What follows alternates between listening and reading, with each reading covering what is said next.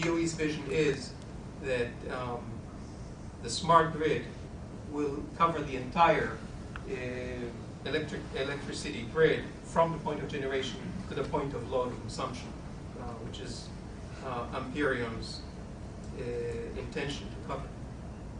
So what has changed? For some, smart grid became known only a few months ago when the GE commercial aired during the Super Bowl. For us who've been doing this for years, we've been asked this question: what has changed now? And since the end of last year, this is a new world, and not just because of the Wall Street meltdown and the fact that we have a new president in the White House. I would say smart grid is not a new idea. Brad alluded to that earlier. Why are the electric utilities going to invest in smart grid and move now? Why is the time to market now? That's a good question. And my answer to this is a mix of the carrot and the stick. Carrot is the stimulus bill.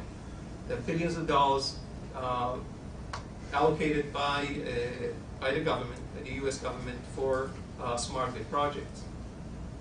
And the stick is the regulation. Again, as was mentioned before, your electric rate is decided by, or governed by, a public utility commission. We live in Massachusetts, and our PUCO is ISO New England. The regulators are now demanding the utilities to initiate and get involved in smart grid projects. So these are the motivations. Why now? Utilities are known to be very slow and very conservative. Well, there's a very narrow window of probably 4 to 5 months where the stimulus money has to be spent.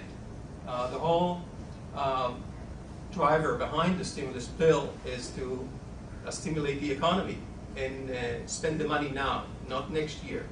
So our sources within the DOE tell us that by October 2009, all the grants will be gone. They have to move now, otherwise they're not going to benefit from the government paying 50 cents on the dollar for every smart grid project. That's the motivation. And they are moving. So activities are ongoing as we speak across the nation and happening very fast. Why Amperion? That's a good question. Smart grid, okay, you're convinced now, and convinced you the time to market is now for smart grid, but why invest in Amperion?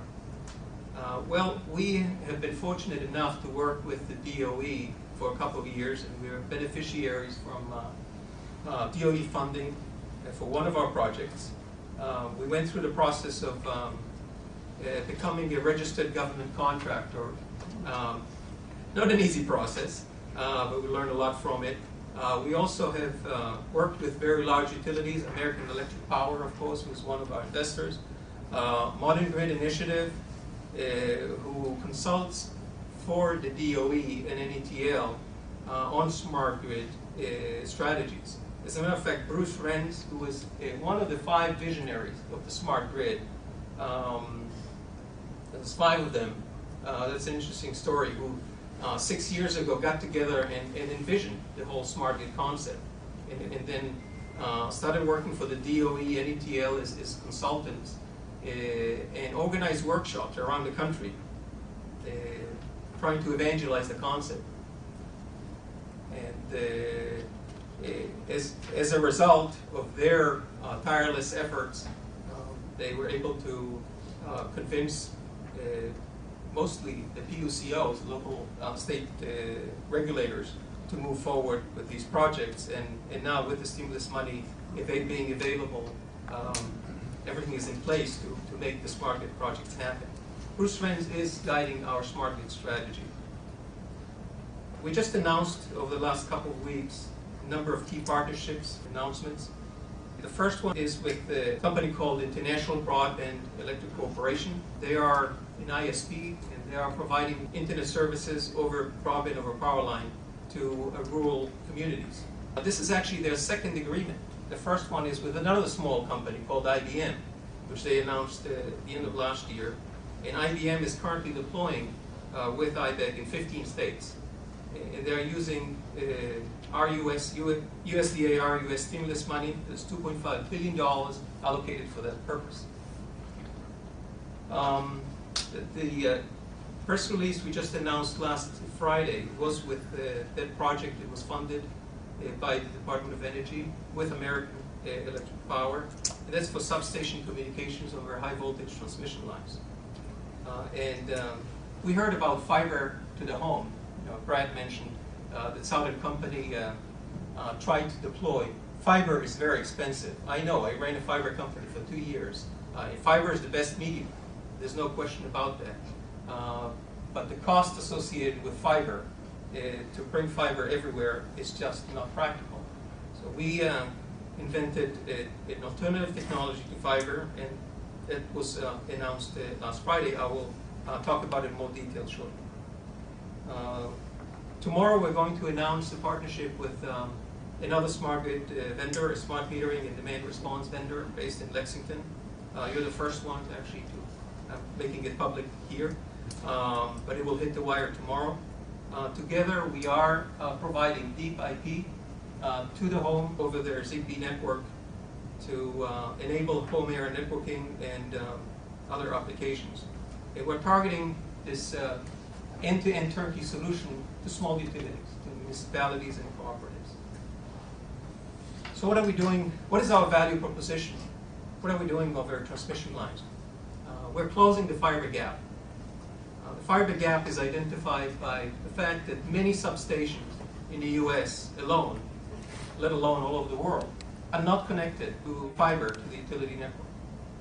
We created technology that we call HDVPL, high voltage broadband over power line, as a disruptive technology that closes this gap.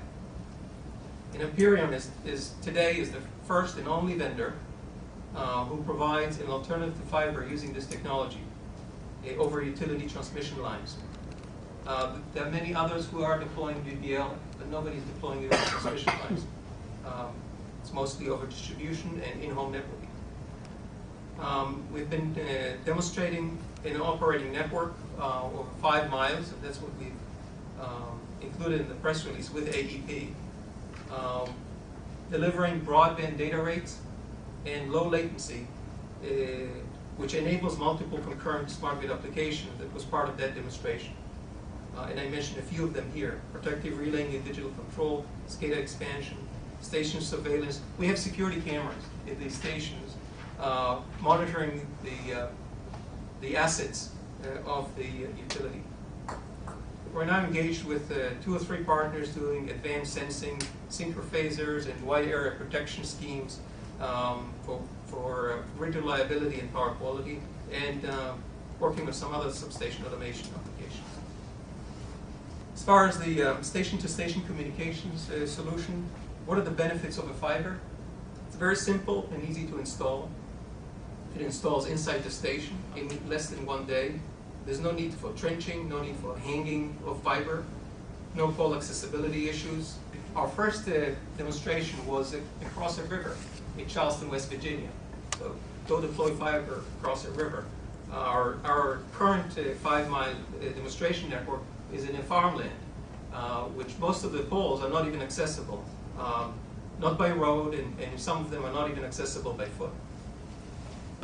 It installs in 1 day, as I said, and you can install it hot, although it's up to the utility to de-energize and take an outage.